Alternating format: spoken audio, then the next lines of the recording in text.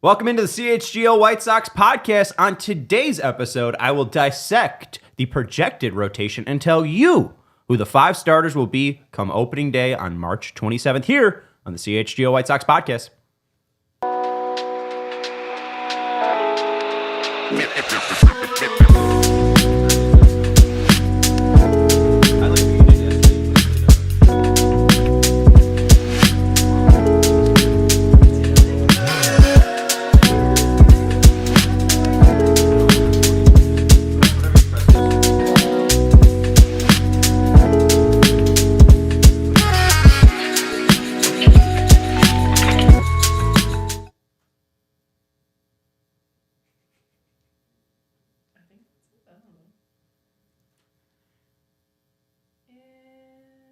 Heyo, welcome into the CHGO White Sox podcast, coming to you live from Studio B of our CHGO offices here in the West Loop of Chicago. I'm your host, Sean Anderson. Alongside me is Katie, my producer. We'll be here with you for a half hour on the CHGO Sports YouTube channel. Make sure you're hitting that thumbs up button. And if you're new here, hit that subscribe button. We are past 75,000 subscribers, but we really want that nice plaque that you get at 100K. So if you got 25,000 friends, tell them we're live here on the CHGO Sports YouTube channel. And I think there will be more shows later on today as the Bulls have a show. I can't find our pre and post today. There it is. I can't find my show schedule at all. So we have pre and post today. Thank you. Katie is here to bail me out. And we had a Blackhawk show that just aired. We had a Cubs show that aired earlier at 1:30, and we got a wrestling show that's going to be live today. Greg and Cody and Big Dave recap the Royal Rumble. So a ton of content here on the CHGO Sports YouTube channel. On today's show, this is your AI-generated rundown, because I'm only a one-man show, all right? So I have asked AI, what should I talk about today? And I'm going to make this an ongoing bit. So AI told me to talk about this today on the show. White Sox transactions. Okay. Katie, there is none, so we don't really have the ability to talk about White Sox transaction. Sox single game tickets. That seems like more of like a Google search than anything. That just seems like you need a website. Yeah. I don't think we could talk about that. The Chicago Sky. You host our CHGO Sky podcast. So there we go. We could talk about the Sky. The NFL. Sure. I have Super Bowl bets. I think always talk about that. The Chicago Blackhawks, and if that wasn't enough, they also said Blackhawks news. Oh, I don't great. really think they got the idea that it was a White Sox show. Then Sox Silver Sluggers. Just a very generic, kind of broad topic. Jose Abreu, Luis Robert Jr., Frank Thomas, Carlton Fisk. There you go. How many can you name? Let's set a timer and see how long it takes you to get. Eloy Jimenez. Great. Paul Konerko, probably. Sure. Joe Crede. Okay. I have no idea. Okay. Great job. Albert Bell. Is there an Albert Bell? Can we take Albert Bell? And then they also told me to talk about Bulls news or Yohan Moncada. But we've talked about Yohan Moncada enough, so I'm not listening to the AI-generated rundown. We got an actual topic today. We'll talk about the projected rotation, and I'll be doing this for pretty much every single position now, leading up to pitchers and catchers reporting. The date for that is February 12th, so about 8 days until we get to pitchers and catchers reporting. So let's start with the rotation. That seems like the most pressing. We'll do the rotation today. On Thursday, we'll do the bullpen. Then we'll go around the infield. Then we'll go around the outfield and have a good time next week. But let's start with the rotation. The title today is, will Jonathan Cannon be the opening day starter? And I think the biggest question you have to ask yourself is, who is in this rotation for sure? And it seems like there's 3 guys that I would lock in for sure to this White Sox rotation. There are not many people on this White Sox team that are getting paid real money, that are not in arbitration, that are not even in pre-arb, that are getting a major league contract to go and pitch for the Chicago White Sox. One of them is Martin Perez. $3.5 million. He is a lock to make the rotation unless he gets injured. So, if we see him come March and he's got some injury that's lagging, he won't be a part of the rotation. But if all goes well, Martin Perez is in the rotation. However, I don't think Martin Perez is your opening day starter. This is a guy that probably about 4 years ago, maybe would be your opening day starter. I think mainly, too, if you're paying the guy more money, you would probably feel a little bit more inclined to make him the opening day starter. But with 1.5 million of his contract just being tied up into a club option or a mutual option that they'll end up declining next year, I think that Martin Perez is a guy that is looking to contribute, and hopefully by the trade deadline, he'll be off the team. But I think it's a little bit too weird to have Martin Perez, who's not even that big of a free agent signing, be your opening day starter. So I think it has to go to one or two guys. I think Jonathan Cannon and Davis Martin are for sure locked into the rotation. They pitched well enough at the end of the year to, I think, secure those spots. They're both former draft picks within the organization. Martin being, I think, an 11th, 10th, or 12th rounder out of Texas Tech. And then you have Cannon being a third rounder out of Georgia. I would lean Cannon mainly because he got more of a run last year. He was healthier where Martin was coming back from Tommy John. But I think the biggest thing that Cannon provides is the pitch mix. It seems like Martin is truly a four-seam fastball. Now he's got the kick change and slider pitcher. He's got 3 pitches that I think are above average.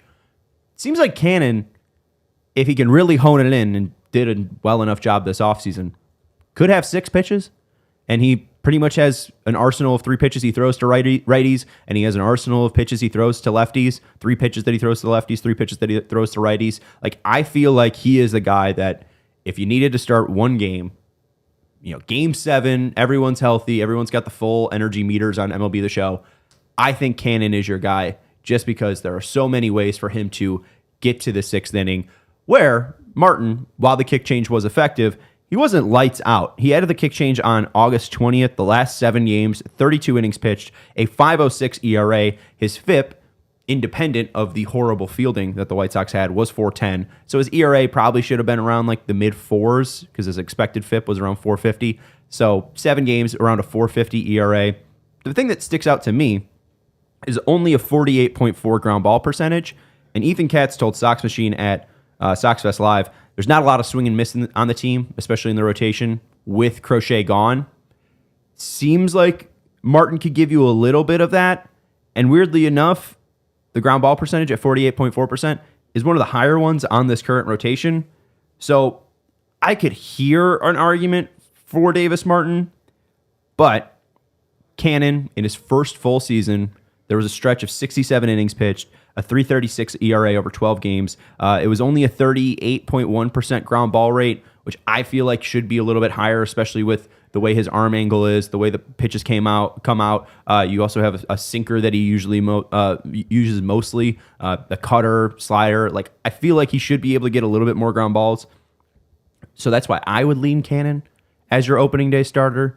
Feels like, especially with my guy Herb, he's talking himself into Davis Martin being an all-star. So possibly he could be your opening day starter, but I feel like a lot has to go right with Martin, or he has to look really nasty out of spring training for him to be the opening day starter. So I think your rotation will likely go March 27th, Cannon starts. I think a day is off on the 28th. Then you'll see Perez, and then you'll see Martin. So I think they're the first 3 starters for the Sox, likely in that rotation. But who's 4 and 5?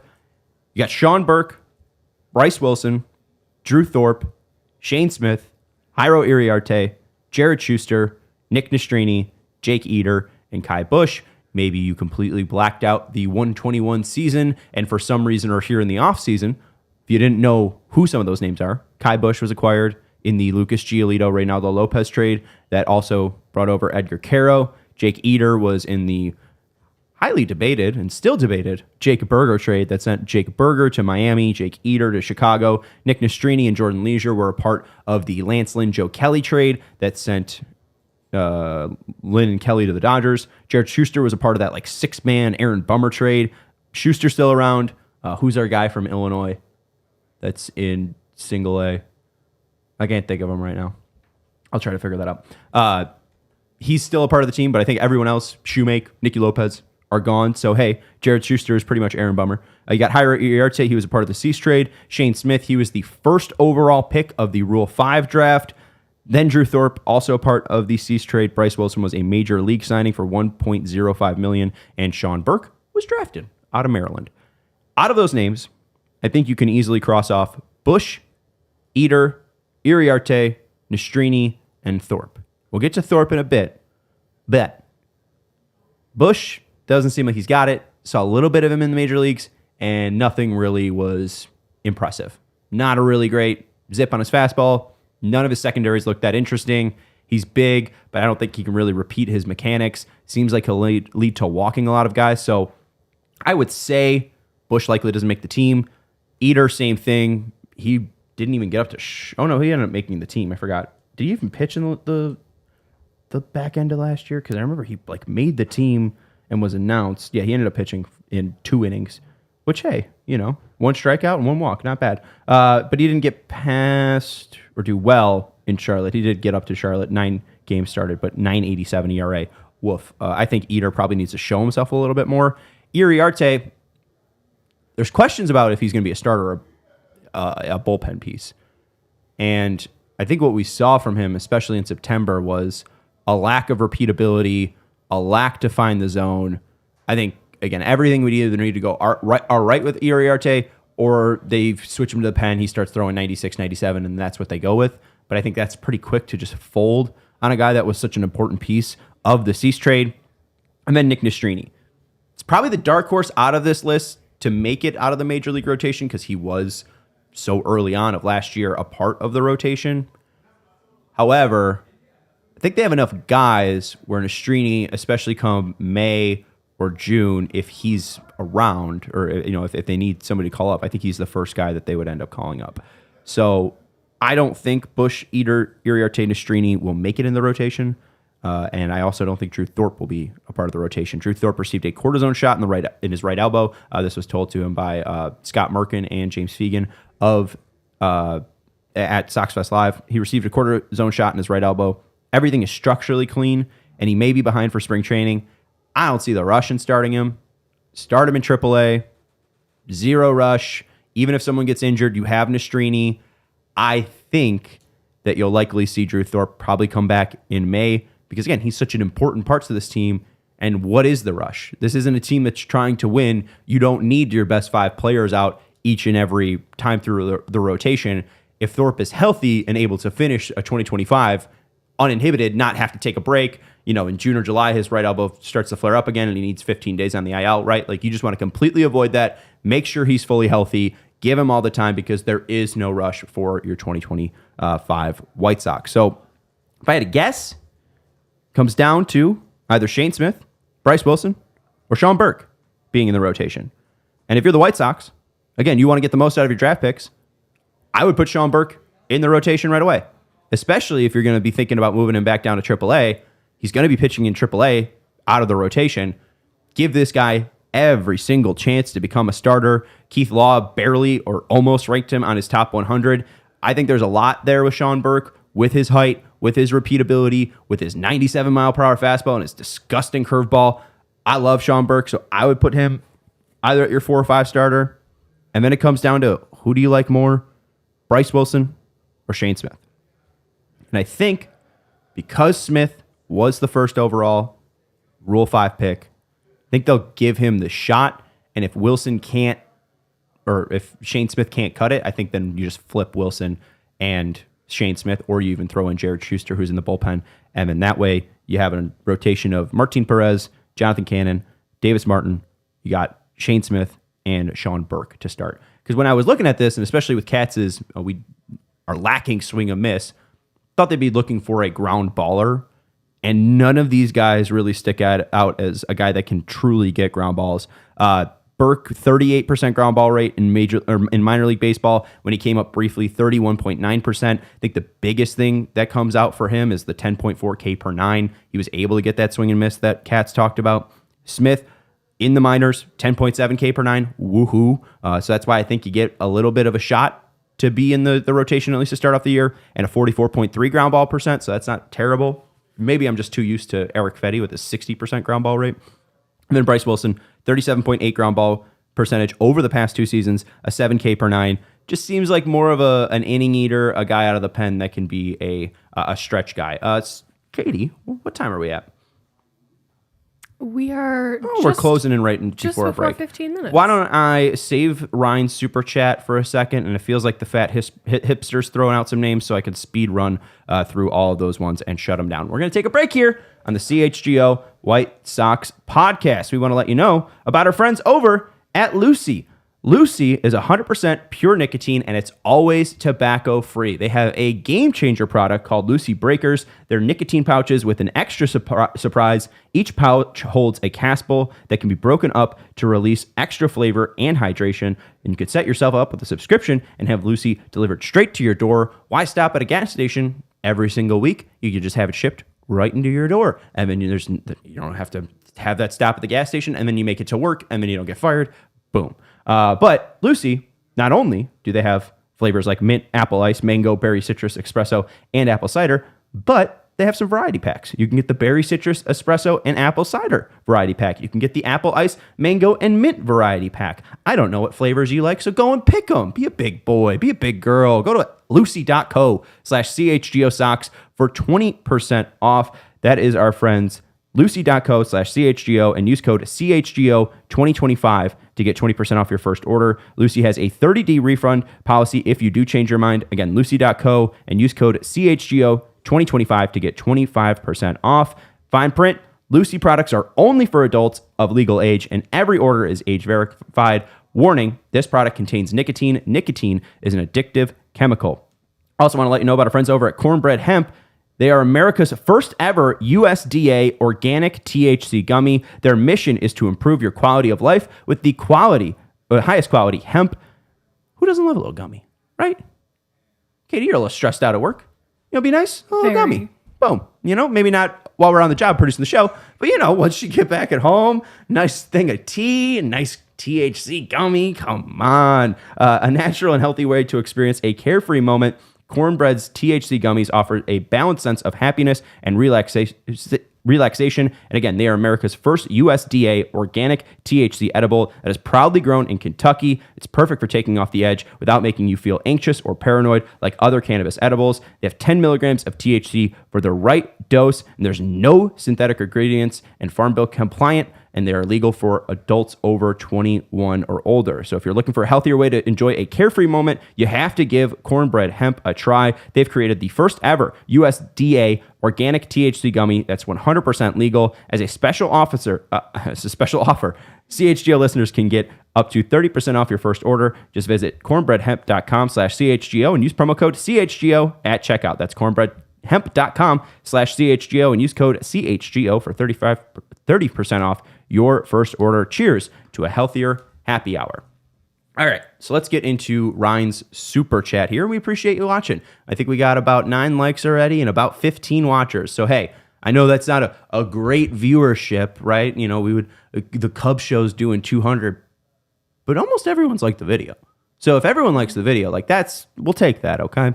Ryan saying super chat for $2. Steve Stone for the rotation, 2025 Cy Young winner. I don't hate that. There was also something from, I believe it was Darren Pang during December. And Darren Pang is the color commentator for the Blackhawks games, former NHL goalie. He said that he was going to take shots with Bedard and he was going to be in net.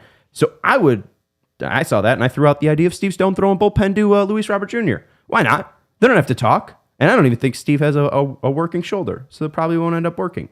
But, this is what I dream of. I can't find that Darren Pang thing. Yeah, here. Darren Pang said on Twitter, replying to Jeff Agris, did I hear that chirp right? Darren Pang says to Connor Bedard about his goal, that shot would have beaten me glove side. Bedard, anything would have beaten you glove side. Darren Pang said, he sure did. Gave me the old 9 of hearts with that one. He's definitely got that swagger back, and that's good by me. Maybe I get the old gear on, and 98 and I go head to head for a good feature. I would love a feature that includes Steve Stone pitching to people.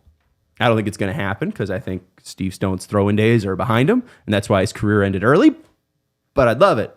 So I wouldn't rule out Steve Stone for the rotation. Or maybe, I would. But, maybe we get to see him pitch in 2025. All right, the fat hipster was throwing out names. So if you wouldn't mind scrolling up, Katie, and we'll answer his question. On February 14th, Schultz moves to the 60-day IL. Then we signed Kyle Hart. I don't know who Kyle Hart is. I watch baseball, and I have no idea who that is. So that's a good poll by you. Kyle Hart, 6'5", 200 pounds, drafted of the Red Sox in the 19th round of 2026. I have. We just went to the KBO. Oh, I do remember this guy. Okay, yeah. No, he went to the KBO for last year, 269 ERA, 157 ERA plus, 182 strikeouts, 38 walks. Pretty darn good. I wonder what he's changed. I can't just come out to you and just be like, "Oh, I know what he changed immediately." He's big. He's big and a lefty. So I don't hate the flyer on Kyle Hart.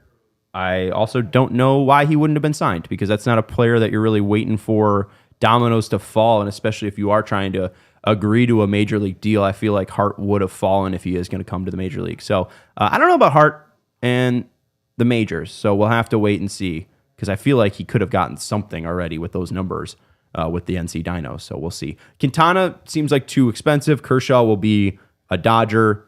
I don't hate Corbin. You need an innings eater of some sort, and I think Corbin could be that. Swaggy McNolegs brings up Lance Lynn. Apparently, Lance Lynn wants to be a closer. He's dropped 25 pounds and wants to be a closer.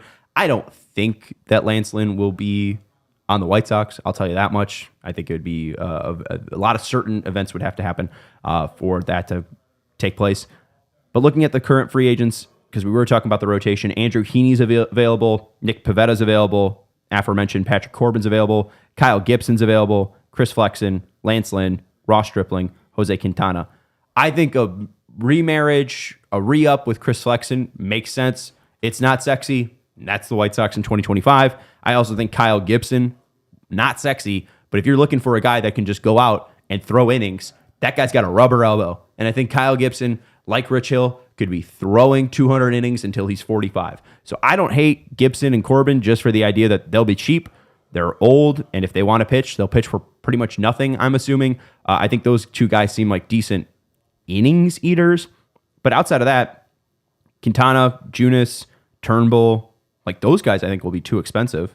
I wouldn't hate Turnbull as a White Sox starter, and maybe they give him the opportunity to be a starter, unlike Philly, who I think had him as a relief piece. And I also don't hate the idea of Quantrill. I thought he was all right. But even John Means, who was formerly of the Orioles, they let him go. I don't think they have a ton of pitching, and I don't really know why they let him go unless he got hurt again. I know that was his whole thing, but I know Brian Bannister brought up that they like getting guys on the rebound, so maybe Means is that. But also Means on June 3rd went under Tommy John for the second time. So don't sign John Means. All right. That's going to do it for most of the rotation talk. I don't think that they're going to sign a starting pitcher. And again, I feel like it's not going to be... In 8 days, I don't think we're talking about a pitcher signing. Maybe there's a minor league deal. Maybe there's an NRI. But like a major league signing for this team for a starting pitcher, I don't think that happens within the next 8 days. I feel at least spring training games will start before a team, or at least a starting pitcher, is desperate enough to latch on to the White Sox of all teams. Don't think Ryan Brazier has been claimed yet. He was DFA'd by the Dodgers, and last year a 3.54 ERA with the Dodgers in 28 innings. So, I mean, the White Sox should claim him. I mean, he's probably better than all 8 of the current bullpen pieces for the White Sox. So no one's claimed him yet, which is weird because the White Sox probably should claim him like right away. Also, where did who's the former Brendan Davis? Where did Brendan Davis go? Did he end up signing anywhere? I was like my crush there for a second was that I was thrilled that Brendan Davis is now a former Chicago Cub and he could latch on with a team. Oh, he latched on with the Yankees. Good for him. I wish that was the White Sox. A minor league deal on Christmas Eve. Get out of here. All right. Let's get into some Luis Robert Jr. talk. Just building off of what I said yesterday in reference to Zach LaVine, there was some talk about, even if he does have this great year, would they be able to even get to the value that they want? And I want to take you into the delusional mind of Sean Anderson. Back on, I think this was June 11th, I put in the Discord that this would be the trade on June 11th, that this would be the trade between the White Sox and the Phillies. Luis Robert would become a Philly. the White Sox would receive Andrew Painter, Aiden Miller, Rincon, who I don't know who that is, but he was 7th in the Phillies organization, at least at the time. Arias, who was 26th in the Phillies organization. And then I just wanted to bring Popeye Rodriguez back for the hell of it. If they did that deal now, it feels like Painter wouldn't be included, Miller wouldn't be included, Arias wouldn't be included, and Rodriguez wouldn't be included. And the White Sox would have to throw in cash to make that up. So basically, in a little over 6 months, a little over 8 months, my projected trade has just been completely torn down. And it seems like they missed the boat on trading him. And I don't really want to do revisionist history and say, oh, Chris Getz or Rick Hahn screwed up by not dealing him. But the talk was after his 2023 season, after he hits 38 home runs, he's still got 4 years of control. The thought process was that he's too valuable for teams to even trade for. That the only teams that were going to trade for him throughout the year, especially in like May, would have been the Mariners or the Padres. And that ends up not happening because I think the price was just too high on Robert. And then he starts falling from June to August. So there isn't really any interest because he just looks like a horrible baseball player. And then some people are also concerned if he's still hurt from what happened with the Royals. So I'm worried about Luis Robert Jr. and what this could turn into. Like I don't see a team being convinced that he's not still injury prone because he consistently gets injured. A stat that blew my mind, since 2020, Luis Robert Jr. has less plate appearances than Bobby Witt Jr., who made his debut in 2022, and Ronald Acuna Jr., who has torn his ACL twice. He's torn his right ACL and left ACL in 2021 and 2024, and somehow he has more plate appearances than Luis Robert Jr. It blows my mind, but that is why his value is where it is. That's why Luis Robert Jr. will be on the White Sox come opening day, and it's why I'm just sick to my stomach that the White Sox won't get a decent return for him at all, even if he is a monster come the All-Star break. It's just concerning. And for a team that is rebuilding, a team where you have fans every single show being like, oh, they're not even trying to win. They're not. It would probably be in their favor to trade Luis Robert Jr. before the year, because if he does come and hits 25 home runs, that hurts your ability to lose games. And I know with Will Venable coming in, you probably want to win some games, but you don't want to win too many because you're trying to get the first pick or at least the top 6 pick so you're not completely shut out of the lotto. So I'm a little sick to my stomach just because I feel like they're not going to get anything of note for Luis Robert Jr. And I think that's the biggest and most crushing of all of the players that have gone. You know, Aloy, you get Trey McGowan, maybe he's a part of the bullpen come 2025. You trade away, or you don't even trade away Moncada. You just let Moncada walk for nothing. Cease ends up being an all right deal, but I think they could have gotten better. Crochet, we didn't expect anything from him. You go back to 2021, I don't think anyone thought that he would be a piece that we'd be flipping to becoming, to rebuild our team. It just felt like Robert, if anything, had value. And now it feels like he might not even have value. So I'm a little worried. But at least baseball's back in 8 days. In 8 days, we'll talk about pitchers and catchers reporting. We'll talk about spring training coming back. We'll smell that fresh spring in the air, and we'll have White Sox baseball to talk about. I'll be back on Thursday at 4 to talk more White Sox with you. Again, make sure you're hitting subscribe, or you're hitting the subscribe button to the CHGO Sports YouTube channel. We got a pre- and post-game for the Bulls tonight, and they are playing the Miami Heat. Oh, we know. All right, cool. They're playing the Miami Heat. So we got Bulls and Heat later on the CHGO Sports YouTube channel. I'm Sean Anderson. Thank you to Katie for producing the show, and we'll be back at 4 on Thursday. Goodbye. We all silly like the mayor.